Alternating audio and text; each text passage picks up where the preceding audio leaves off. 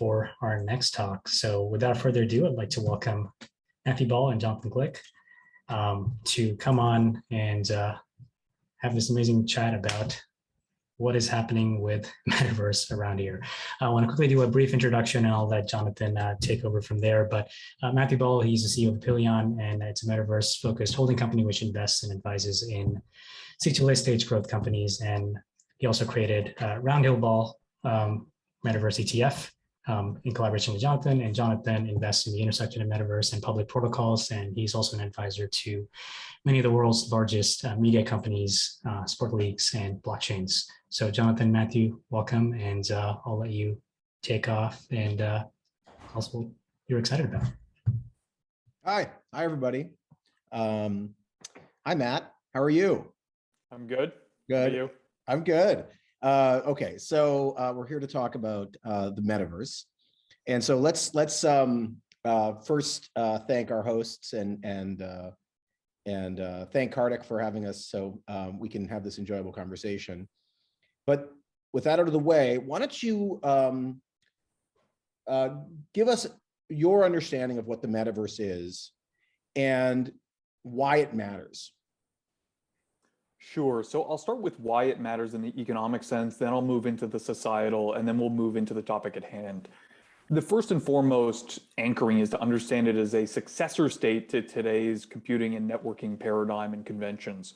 We've had three antecedent waves. The first was the rise of mainframe computing and networking in the 1950s through the late 1970s, succeeded by personal computing and the coincident rise of TCP/IP, or the Internet Protocol Suite, succeeded, of course, by the era we're in right now, mobile and cloud, for which the social giants, or Web2 as we broadly describe it, ruled.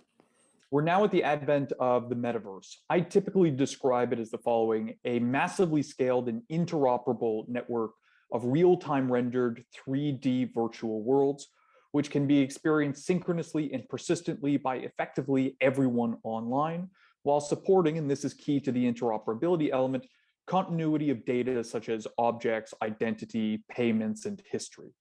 Why does it matter? Well, from an economic perspective, we can understand that every single time we've had this networking and computing shift, we've seen massive value transformation. We've also seen the digital economy grow. Those two things lead the opportunity for new companies, but also for users, for developers, for consumers, for voters and governments to actually change how society is organized, which companies rule, but also the principles. And so right now we're seeing this concurrent wave of decentralization while we see this shift towards the Metaverse. And that's actually where so many are excited about the idea that it's not just new technology. It's not just open source or uncontrolled technology. It's an opportunity for everyone to say things can be different. We can be more involved. Our rights, our data ownership can be better. Thank you. So, as you said, the era that we're in now, and we're, I suppose, leaving in as we progress towards the Metaverse, is one that, among other things, was led by social media and social networks. To what extent are social networks like the Metaverse? Are they the parents of the Metaverse, cousins too? How will social networks and the Metaverse coexist, or will one replace the other?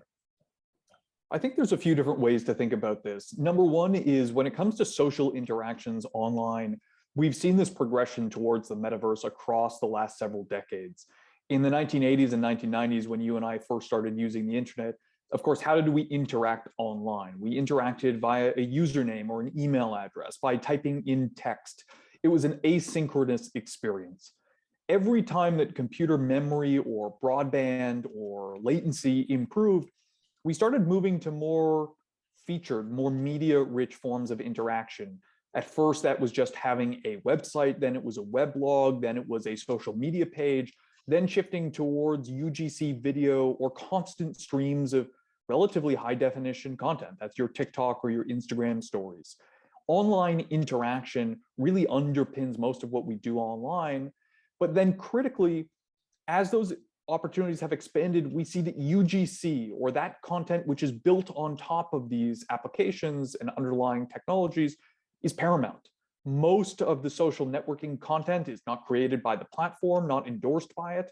And of course, we saw news yesterday that YouTube yet again is generating more ad revenue from UGC content with a wide distribution than Netflix or Disney have.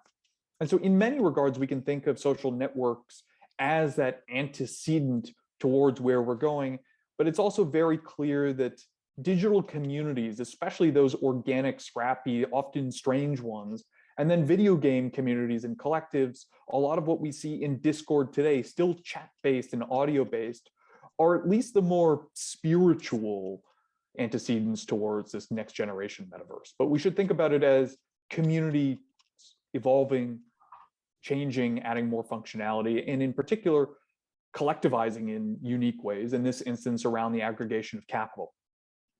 So with that in mind, and perhaps in the context of yesterday's Facebook results, do you think it's likely that social networks have an advantage in the metaverse? Will they be able to port their social graph and their rich data into the metaverse to have an enduring benefit there? Well, so let's talk about two things about the Meta Platforms announcement that actually validates their shift and refocus on metaverse.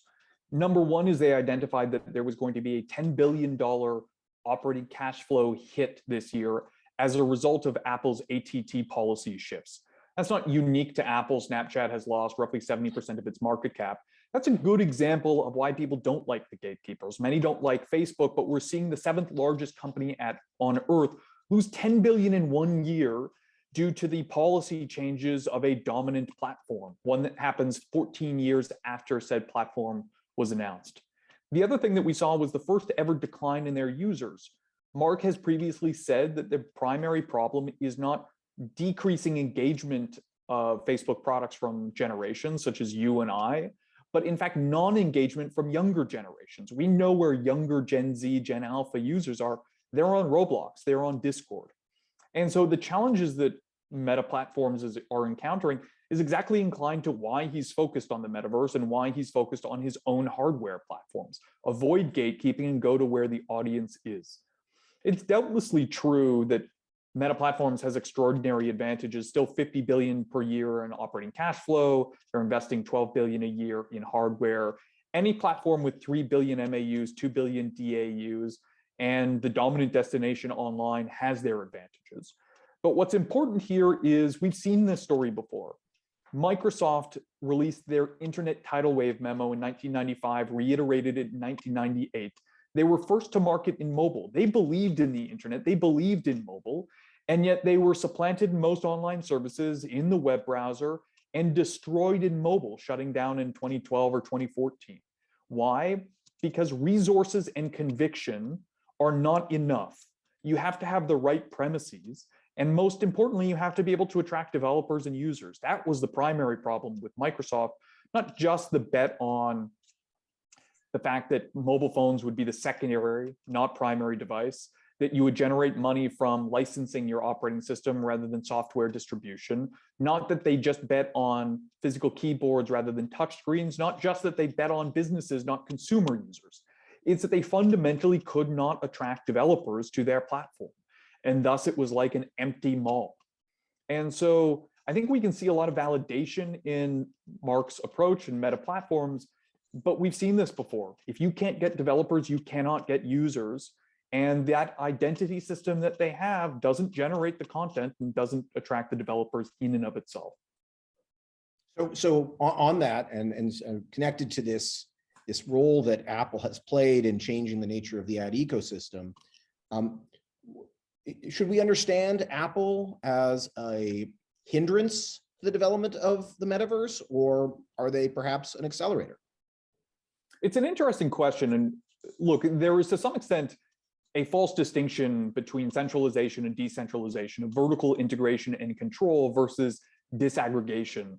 It's very obvious that were it not for Apple in 2007, with its tight integration of software and hardware distribution and payments, the mobile ecosystem today would be smaller than it is. It would be less lucrative. The challenge is, of course, how things change over time.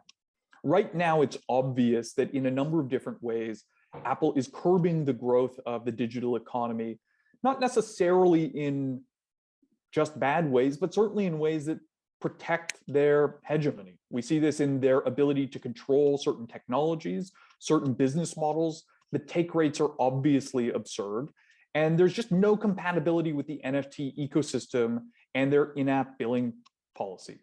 The fact that they say that you can purchase Bitcoin in Robinhood, but you can't purchase an NFT is absurd.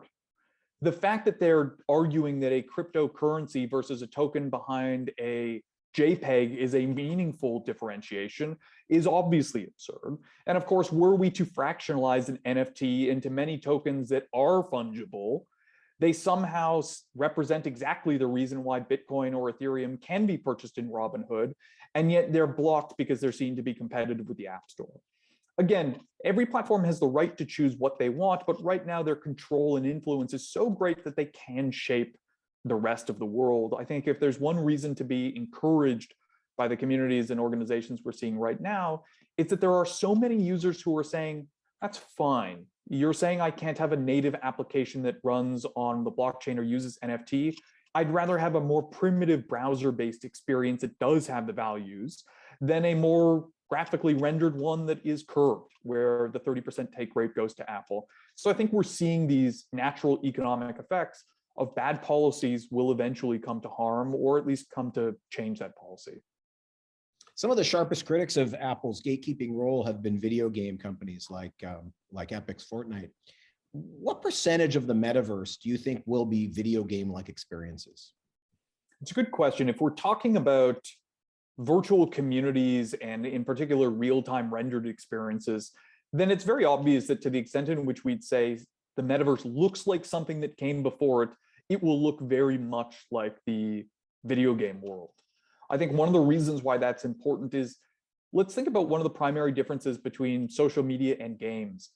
Social media is designed from an algorithmic perspective to sustain engagement. The goal of the 15th minute on YouTube is to earn the 16th minute. It's to earn the 17th minute thereafter. It's actually one of the reasons why many of us use social networks and don't feel good about it, but we're still stuck doing so. Why do we use games? Well, we don't play a game because we feel bad. We only play it because we feel good. It's in the name.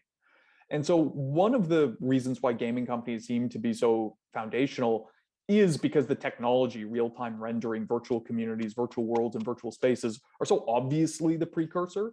But the second is design and culture principle. They create places we want to be, not feedback loops that keep us addicted. So what do you think the potential is for the blockchain in video game spaces? Because presumably that tells us at least something about the connection that the blockchain will have to the future of the metaverse. I think we can think about it in three ways, or at least that's the way that I do. First of all is the DAO and smart contract structure. And that has two subcomponents. One is to recognize that every time we have a massive leap in the ability to congregate, aggregate, share, and pool resources however you want to define it, time, attention, spend, computing resources, we tend to see revolution. And the more efficient that is, the more efficient and healthy and dynamic the economy is.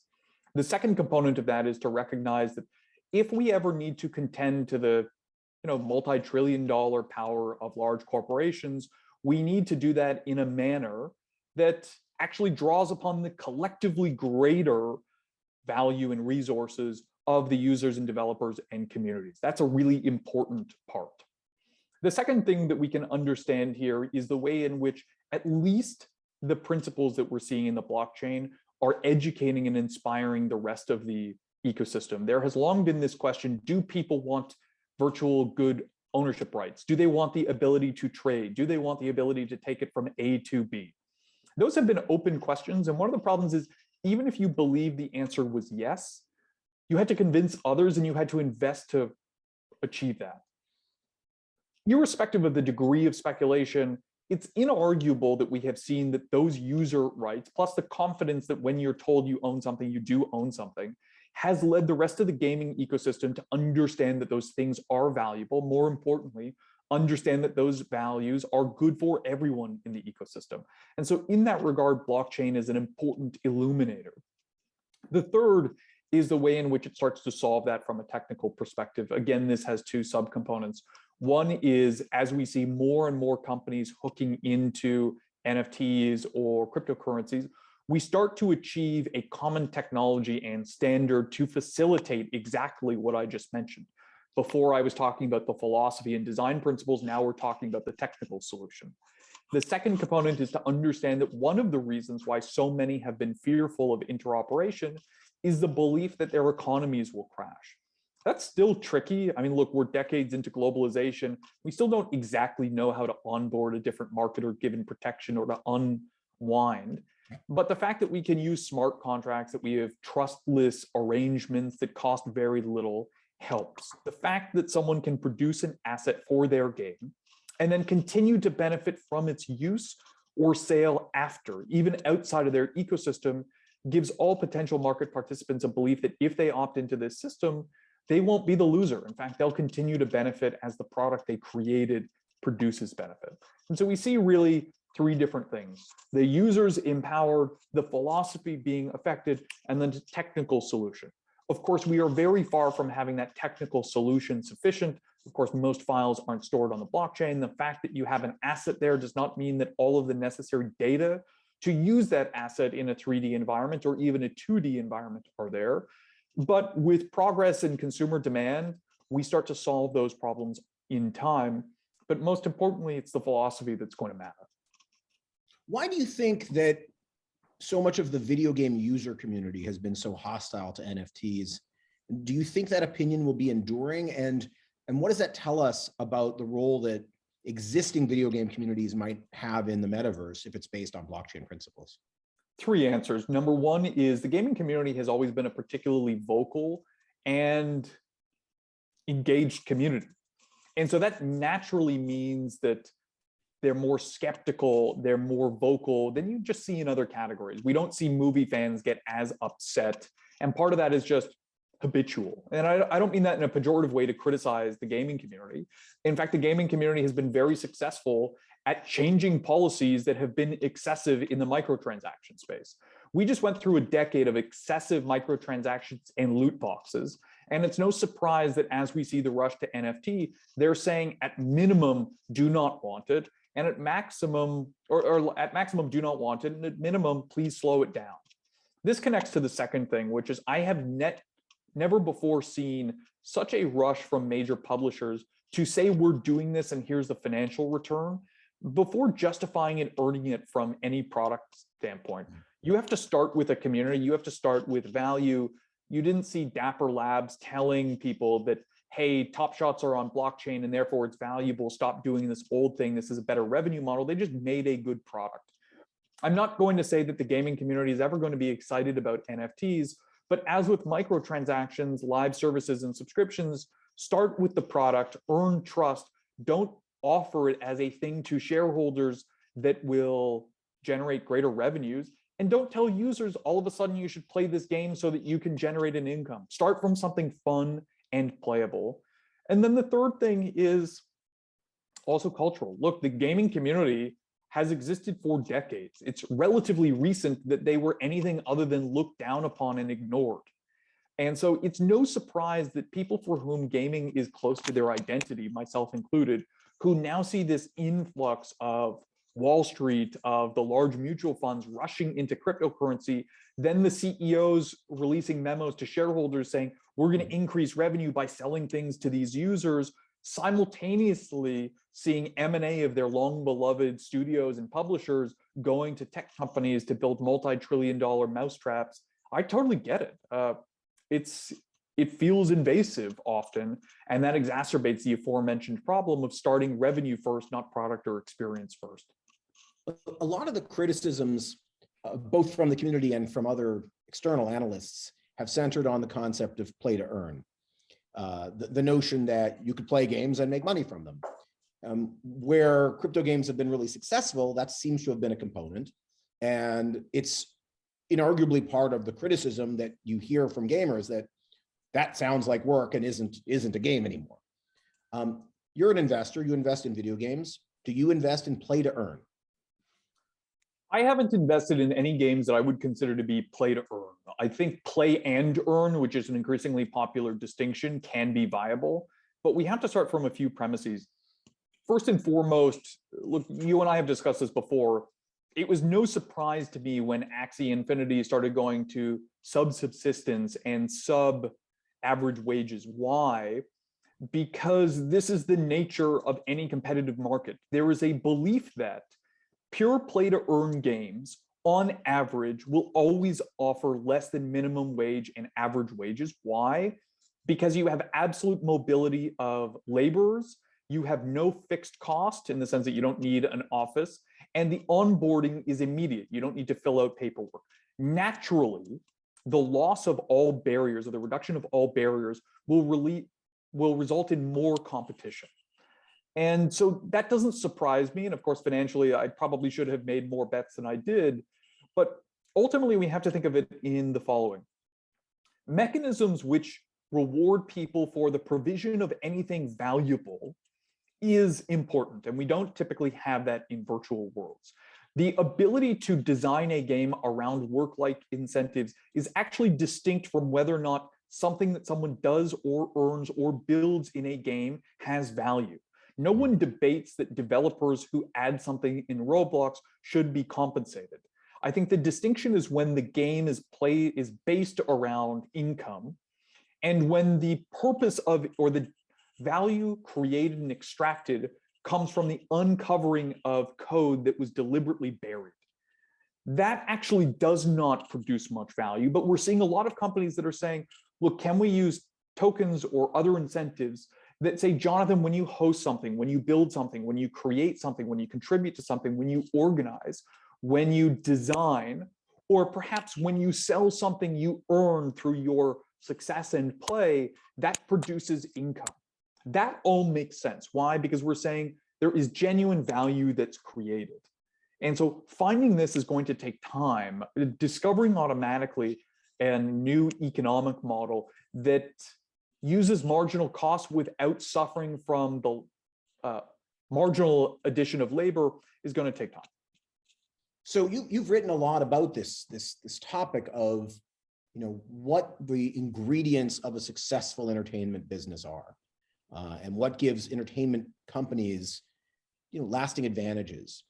As we look towards the metaverse, and as we examine the successes and failures we've had so far with the blockchain, what do you look for in an entertainment or media company that is optimizing itself for that future? It's a great question, and we've seen versions of this repeat several times. At a basic level, I always focus on this idea of love, which is intangible, but you should think about it as the operating leverage for a business. Simply put, it doesn't cost you any more to make something that someone loves, but the more that they love it, the more that they spend on it. It's the difference between telling your daughter an Elsa dress at $40 is too much and recognizing that your daughter just truly needs that Elsa dress. That can come from high quality creative, but it also comes from the engagement of the audience. It's the reason why going to Disneyland is so impactful. Nothing compares to a child being hugged by their heroes, but it also connects to whether or not a community feels invested, feels heard, and is a contributor. Around the world, but in particular in Asia and Southeast Asia, we have seen intellectual property owners a lot more invested in their community and a lot more liberal with whether or not the community members and independent storytellers can use that IP to tell stories and be paid for it. And so when you see, I think they announced that WME or CAA was now representing some Bored Apes, when you see that that's starting to be used in an intellectual property, I'm not a believer that we're going to see crypto native entertainment franchises reign supreme, but we are going to see some sort of structure through which all entertainment companies say, we have to focus more on what the audience wants to do, what they own, how they use our intellectual property. They have to be heard. And most importantly, we need to find a way to compensate them for creating value, for driving more love, and for wanting to be involved storytellers. You and I grew up imagining fantasy tales. We couldn't share them with anyone. No one benefited from that. We now have those structures. So directly following on that, what advice would you give to developers, dreamers who are fascinated by the unique affordances of the metaverse and of the blockchain and want to build something amazing for the future. What advice would you give them? The biggest challenge that I see right now is, not altogether dissimilar from the play to earn element, which is most of the most famous franchises today began as very pulpy, inexpensive mediums that everyone participated in. One of the challenges with the fluidity of the blockchain ecosystem right now is frankly that the most valuable things go to either the people who are first or the people who have the most money to be able to come in late. That's actually not a good system for community-based storytelling. We should not separate the community as in a vocal group of Discord members who are among the 4,000 who own a PFP collection. IP is actually a very, very broadly distributed idea. It has to reach millions. And so this question of how do you actually cultivate a community that has value, that recognizes the extraordinary contributions and value of a given NFT or PFP, while making sure that it's within reach of the average person, is the big challenge here.